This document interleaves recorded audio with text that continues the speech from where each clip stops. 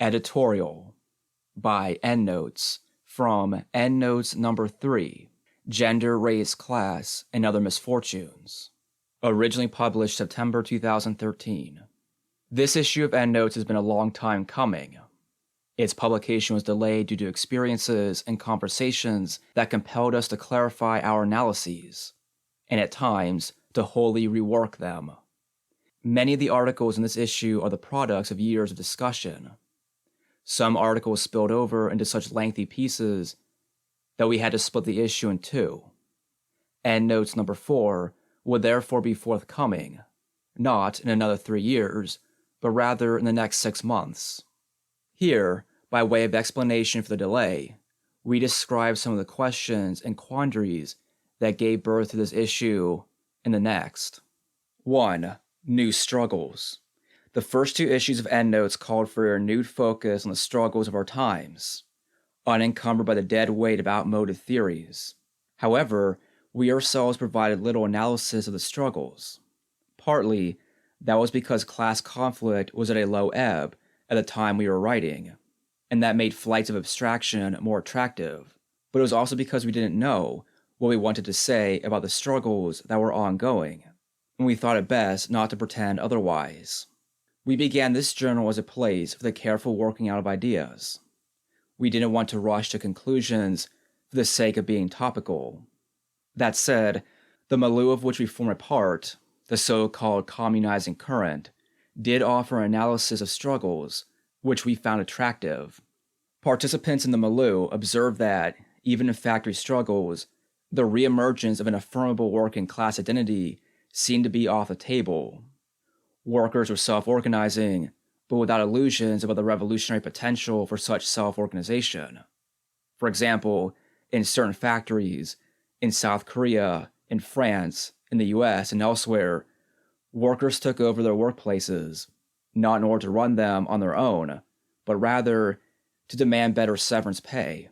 Meanwhile, many struggles were erupting outside the workplace, concerning students, the unemployed, racialized minorities, with no interest in finding their way in. Workers in what were once bastions of working class strength, industry, construction, mining, and utilities, could no longer offer up their struggles as a container for the needs of the class as a whole. Struggles over reproduction were supplanting those over production, even if the former seemed to lack the power vis-a-vis capital historically wielded by the latter. The communizing current also provided the following analysis of these struggles. They seem to hobble forward on 2 legs. Their first leg is a limit of struggle. Acting as a class means having no horizon outside of the capital-labor relation. Their second leg is a dynamic. Class belonging is then experienced as an external constraint, as something to be overcome. In the anti-globalization movement, the dynamic of class struggle became autonomous from the struggle itself. The abandonment of a class position served as a basis from which to attack capital. The present crisis was supposed to force the legs of class struggle to walk together. Struggles were expected to reemerge within the workplace, around a structurally illegitimate wage demand. The forms that had characterized class struggle since the restructuring, radical democratism, activism, were to be overcome in a return to basics. Abandoning a class position from within the workplace was going to be possible only as a generalized overcoming of class society. That wasn't what happened. Instead, we got the Arab Spring, indignados, Occupy, Taksim, as well as plenty of riots. As we discuss in the holding pattern in this issue, these struggles seem more like a transformation of the anti-globalization movements, as well as their extension to a wider portion of the population. That is not to say that the recent struggles undermine the theory of communization, or that dynamic struggles won't reemerge within the workplace. Much about these movements confirmed the communizing perspective. An intensification of struggle was not associated with the return of a worker's identity. As we argue, it was precisely the unavailability of a constituting identity, around the working class or otherwise, that was at play in the dynamics of the movement of squares. In light of these struggles, it seems clear that now is not the time for pronouncements, but rather careful analysis. In Endnotes number 1 and number 2, we try to dismantle the twin traps set for us at the end of the last century. Tendencies to either one, stray from an analysis of capital's self-undermining dynamic, in order to better focus on class struggles occurring outside the workplace. Or else, two, preserve an analysis of crisis tendencies, but solely in order to cling to the notion that the workers' movement is the only true revolutionary form of class struggle. We manage to evade these traps, towing along some meager analytical tools. Now is the time to put these tools to work, to try to understand the new sequence of struggles in its unfolding. We must be open to the present, its tendency to surprise us, to force us to reconsider every supposedly fixed truth, while remaining intransigent about the revolution as communization. There will be no theoretical compromises. 2. Surplus populations. Endnotes number 2 emphasize the role of surplus populations. Populations with tenuous connections to wage labor.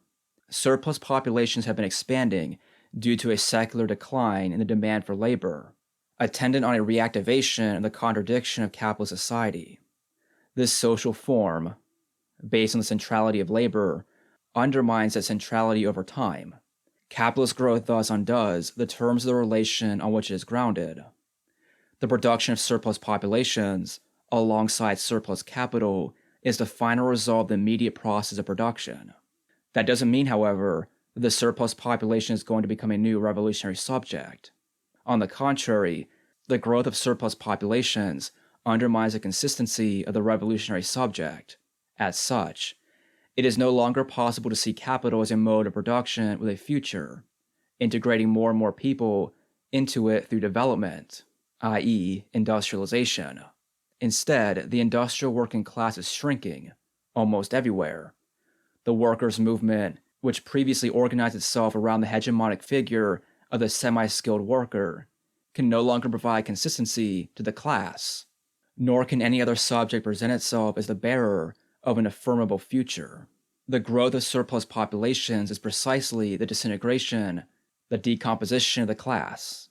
Thus, the surplus population is not affirmable, not only because it is a position of subjective destitution or abjection, but also because it is massively internally differentiated within itself. More than that, its growth is the increasing differentiation of the class as a whole. What role do the surplus populations play in struggles today? A rising tide lifts all boats, and this issue provides a case study of the 2010-2011 British anti-austerity movement and riots, and inquires into the empirical applicability of the surplus population category. 3. The gender distinction. Since the publication of our last issue, Communization and the Abolition of Gender appeared in the anthology Communization and Its Discontents. The text is the product of a ripening debate with Theory Communiste, which has since turned a little rotten. In their attempt to reconcile a feminist dual systems approach with their previously elaborated theory, TC got lost in a debate with themselves about how many contradictions there are in modern society. For us, it makes no more sense to speak of a contradiction between workers and capital than it does to speak of one between men and women. In fact, the only contradiction between is the one with which Marx begins Volume 1 of Capital, namely, the contradiction between use value and exchange value. Ultimately, capitalist social relations are contradictory because they are based around the exchange of equivalent values, measured by the socially necessary labor time for their production. And, at the same time, they undermine that basis, since they tend to displace human labor from the production process. That expresses itself, paradoxically, as overwork for many and or underemployment for others. The economy is thus a social activity that is based on a logical contradiction, which unfolds in time as unfreedom, as a practical impossibility for human beings to be what they must be.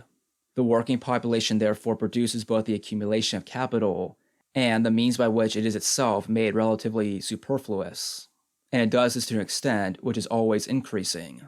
This contradiction gives rise to multiple antagonisms within capitalist societies, of which the class antagonism is one. Others exist around race, gender, sexuality, nation, trade or skill, religious faith, immigration status, and so on. it would be impossible to think all the antagonisms of capitalist society if antagonism and contradiction were not clearly demarcated. Otherwise, it would be necessary to come up with a different contradiction for every antagonism. The point is that social antagonisms in capitalist society are articulated and re-articulated in relation to capital's contradictory logic. As the logic of gender demonstrates in this issue, gender in capitalist societies is constructed around the distinction of spheres, one of which we call directly market-mediated, and the other indirectly market-mediated. This distinction is not separate from class society. Instead, it is fundamental to the production of value. The capitalist mode of production cannot exist without a distinction of spheres, which until now has never been rigorously defined. In this issue, we devote ourselves to the clarification of concepts, to understanding the basis and transformation of the gender relation in capitalist society. This clarification allows us to better grasp the processes of denaturalization of gender, what Butler calls as troubling, as well as the complex dynamics, first, of gender's ongoing deconstruction, the loosening of compulsory heterosexuality, the possibility of affirming genderqueer and trans identities, and second, gender's constant reimposition, especially in light of the recent crisis and austerity measures. 4. Non-class identities. This interest in gender is part of a more general theoretical turn. The workers' movement privileged the class antagonism above all others because it saw the working class as the future of humanity, if only it could be free from its connection to capital. The affirmation of class identity was supposed to be the only possible basis on which to overcome capitalism. Insofar as workers self-identified along other lines, that was considered a false consciousness, which was opposed to a true class consciousness. The effect of this orientation was often to emphasize the struggles of certain workers, white, male, citizen, over others within the class. Equally, that pushed the struggles of those others into channels where they ended up replicating the productivist perspective of the workers' movement. Women demanded that their laborers in the home be recognized as productive via the wage. Formerly colonized populations undertook their own programs of heavy industrialization. With all that entailed namely a vast toll of human suffering. In spite of all that, participants in the workers' movement expected that the other forms of identity, non-class-based identity, would disappear with the further development of the productive forces. The movement described non-class identities as atavistic holdovers from earlier modes of production. There is no need to consider them as anything other than moribund. But capitalist social relations do not necessarily undermine non-class forms of identity. On the contrary, capitalist social relations transform, or even modernize, at least some of those identities. To be done with the workers' movement, to recognize that there is no longer a class fraction that can hegemonize the class, means it is necessary to rearticulate the relation between class and non-class identities. The gender logic is part of this theoretical effort. Chris Chen's The Limit Point of Capitalist Equality, an intake in this issue, is another. It is imperative to abandon 3 theses of Marxism, drawn up in the course of the workers' movement. 1. That wage labor is the primary mode of survival within capitalist societies, into which all proletarians are integrated over time. 2. That all wage laborers are themselves tendentially integrated into industrial or really subsumed work processes that homogenize them and bring them together as the collective worker. And 3. That class consciousness is thus the only true or real consciousness of proletarian situations in capitalist societies. None of these theses have held true historically. On the one hand, many proletarians lived out large parts of their lives outside the capital-labor relation, languishing in the home as housewives. On the other hand, in workplaces, capital profited from the employment of workers who are not formally free, or not entirely so, slaves, natives, the undocumented, women. In the course of the 20th century, race continued to play a major role in determining who would be formally free, who would get to work, and especially who would get good work when it was available. Processes of racialization and abjection have been intensified, though also transformed, during this period of the disintegration of the capital-labor relation. when many proletarians found themselves excluded, partially or fully, from that relation. 5. Strategic visions. In Logistics, Counterlogistics, and the Communist Prospect, another intake in this issue, Jasper Burns argues that the global restructuring of capitalist production in our times is capital's response to a situation in which labor has become superabundant. Capital leverages huge wage differentials across the globe in order to reduce costs and control outbreaks of labor unrest. Supply chains exist largely because capital makes use of them to arbitrage labor markets. For that reason, the logistical infrastructure provides no prospects of a new collective worker appearing on a global scale. It has rather undermined such a possibility by further fragmenting the working class. Burns thus concludes that supply chains are strategic objects of contemporary struggles only insofar as they may be interrupted. Burns's article is in part a response to Alberto Toscano, who has criticized the partisans of communization in several recent pieces. He accuses them of lacking a properly strategic orientation, that is, an orientation towards doing whatever needs to be done to prepare the kinds of subjects that might take communizing action. For Toscano, there's a lot of preparatory work to do. For example, we need to figure out how to read the logistical infrastructure, not as something that needs to be torn down, but rather as a site of anti-capitalist solutions. Since the communizing current lacks a positive conception of how to get out of capitalist society, that is, other than abstractly negating that society, Toscano has called it an intransitive politics, and he links his perspective symptomatically to a lack of strategic thinking. With this label, Toscano elides two ideas, one concerning the transition from revolution to communism, the transitional state, and the other concerning the transition from present-day struggles to revolution, transitional demands. With respect to the latter, it is of course true that the revolution will not fall from the sky. It will not come from nowhere and suddenly be everywhere. If revolution is to emerge at all, it will do so only in response to the limits that actual struggles confront in the course of their unfolding. The rupture must be a produced rupture.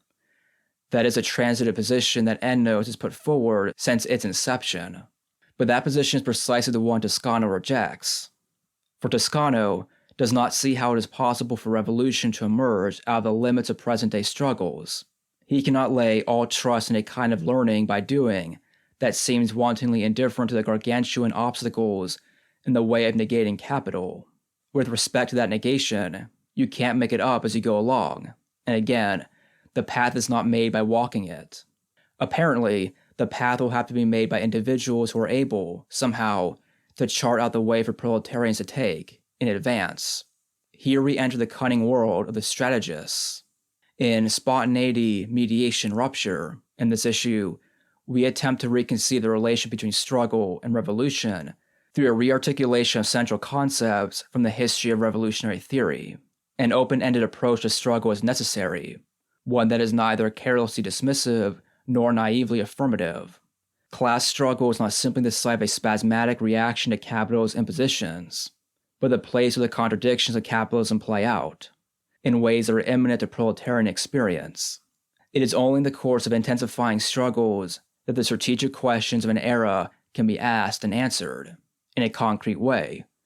Only here that tactics, strategies, and forms of organization, and even the meaning of communism itself, can take concrete shape. Strategies emerge as responses to the specific limits of a sequence of struggles. They cannot be imposed from the outside. 6. Communist Prospects. Endnotes number 3 thus tries to fashion tools with which to talk about present-day struggles, in their own terms, with all their contradictions and paradoxes brought to light, rather than buried.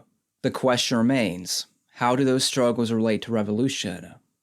Here we insist, revolution is a possible outcome of struggles today, but only as communization.